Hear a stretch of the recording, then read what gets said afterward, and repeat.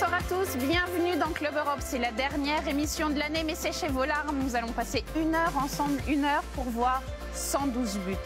Du coup, on n'a pas vraiment le temps d'attendre. On va voir tout de suite le sommaire. Vous allez voir plein de buts magnifiques ce soir, mais nous allons tout de suite prendre la direction de l'Espagne. Bon, alors je vous parlais de buts. Vous le savez, le Real Madrid dans la semaine a fait 0-0 à Barcelone lors du Classico contre le Barça. Du coup, l'idée ce soir, c'est de montrer un autre visage. C'est au Santiago Bernabéu. Le Real Madrid a fait poteau et sur la barre. Et ça fait 0-0 entre le Real Madrid et Bilbao. Du coup, la bonne affaire avait été réalisée hier, puisque hier, le leader, le FC Barcelone, se recevait Alaves. Forcément, si le FC Barcelone s'est imposé, le FC Barcelone est leader, mais Tony Masson vous raconte tout ça. Troisième au classement, le Sevilla FC se déplaçait aux Baléares, non pas pour y passer les fêtes, mais pour affronter Majorque. Alors forcément, on attend qui se maintient donc à la troisième place du classement. Jetons un petit coup d'œil justement à ce classement. Le classement, ça donne le FC Barcelone, nous l'avons vu ensemble. Le Real, deuxième. Séville, troisième. Nous allons prendre tout de suite la direction de l'Allemagne. Le Rasenballsport Leipzig, le leader de la Bundesliga, recevait Augsbourg. Pas champion des pulls de Noël, je vous le promets. Le Bayern, pour sa part, avait repris un petit peu sa marche en avant dès la semaine dernière contre le Werder. Et puis à Fribourg, c'était mercredi, puisque les Allemands jouaient dans la semaine. L'idée, elle est plutôt simple, jamais 203. On verra, c'est Fred Schwecker qui nous raconte ça. C'est une fête que l'on célèbre particulièrement en Allemagne, Noël. Du coup, les joueurs du Bayern ont distribué des cadeaux. C'était sur la pelouse. C'était évidemment après le match. Après la victoire, ils étaient bien contents. En fait, le plus gros cadeau, le plus beau cadeau était pour l'entraîneur Franz-Dieter Flick, qui a vu son contrat prolongé jusqu'à la fin de la saison. Il est donc non plus entraîneur intérimaire, mais entraîneur définitivement jusqu'à la fin de la saison.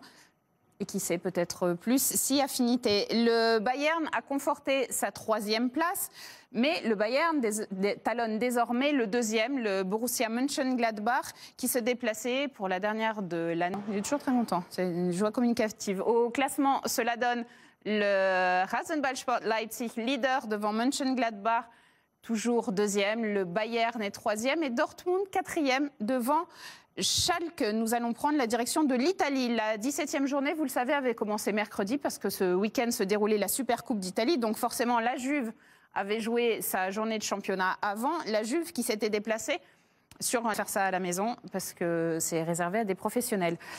La Juve qui s'est inclinée 3-1, je vous parlais de la Supercoupe d'Italie, la Juve s'est inclinée, c'était aujourd'hui face à la Lazio qui a donc remporté la Supercoupe d'Italie. Nous allons nous intéresser au leader, l'autre leader à égalité de points avec la Juve, je parle de l'Inter évidemment.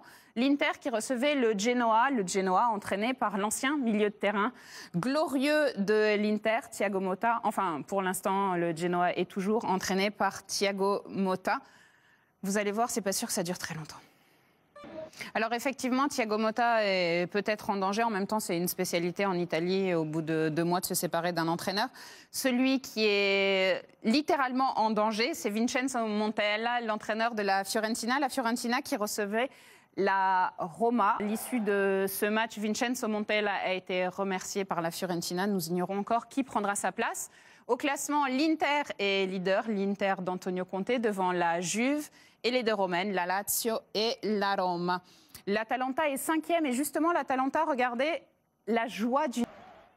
C'est un très très bon moment pour l'Atalanta qui continuera sa course en Ligue des Champions, vous le savez. Nous allons prendre la direction de la Turquie où Fenerbahçe recevait Beşiktaş.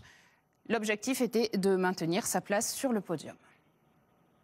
C'est donc Fenerbahçe qui est 3e. Le leader, c'est toujours Sivasspor. Nous verrons cela dans la deuxième partie. Başakşehir est 2e. Beşiktaş est 4e. Nous verrons cela de façon beaucoup plus complète dans la deuxième partie. Nous allons faire une petite pause et nous revenons très vite dans Club Europe. À tout de suite.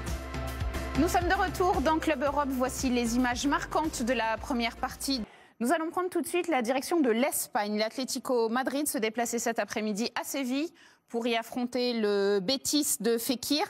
Mais ce n'est pas Fekir, l'homme du match. Vous allez le voir, c'est coréen. est là pour inscrire le seul but du Betis. Ça fait donc 2-1 pour l'Atlético face au Betis. Tous les autres buts de cette 18e journée de Liga avec Guillaume Truillier.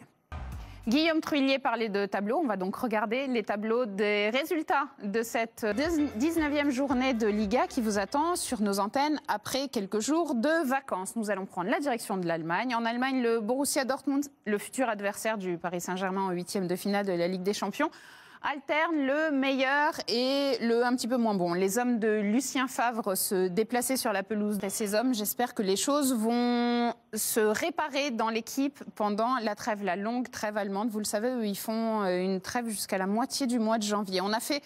D'ailleurs, on n'a pas fait que préparer des sablés, fêter Noël, préparer les vacances. Du côté de l'Allemagne, on a inscrit beaucoup de buts aussi. Et du coup, Tony Masson va vous raconter tout ça. Ça lui prend un petit peu de temps. La prochaine journée de Bundesliga sur nos antennes se fera un petit peu... En Italie, Rino Gattuso entraîne le Napoli. Ça, j'imagine que vous vous en souvenez. C'est très récent comme information, ça a une petite semaine. Mais Rino Gattuso essaye surtout de recoller les morceaux du côté du Napoli. Le Napoli qui se déplaçait sur la pelouse de Sassuolo. Pour Gattuso, cette victoire, il vous reste encore beaucoup de choses à voir en Italie. Vous allez le voir tout de suite avec Fred Schwecker, notamment l'Atalanta. Je vous l'ai dit en première partie, l'Atalanta qui a étrillé le Milan AC. Regardez. Nous allons à présent voir les résultats complets de cette programme pour après les fêtes. Mais vous ne savez pas encore tout. Je vous ai promis 112 buts. Vous n'avez pas encore vu 112 buts. Il vous reste à voir les buts de la Super League turque. Le leader turc, Sivasspor, se déplaçait sur la pelouse de Gençlerbirliğ, qui est donc toujours leader. Mais Tanguy Le Cellier a encore plein d'autres buts de Super League à vous montrer. Regardez. Mais les Turcs sont les bons élèves puisqu'ils vont continuer à jouer pendant les fêtes. Ils font un petit peu comme nos amis. Je vous avais promis 112 buts. Une nouvelle fois, j'ai tenu parole. Vous avez vu 112 buts. C'était la dernière émission non pas de la saison, mais de l'année, comme quoi.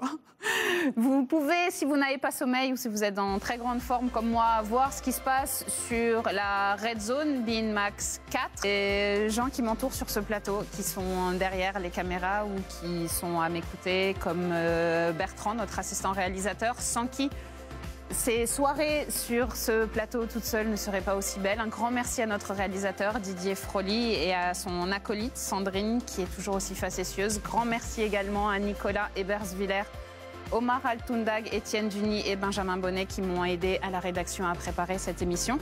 Je vous souhaite une très jolie pause d'hiver. Nous nous retrouvons très bientôt pour Club Europe.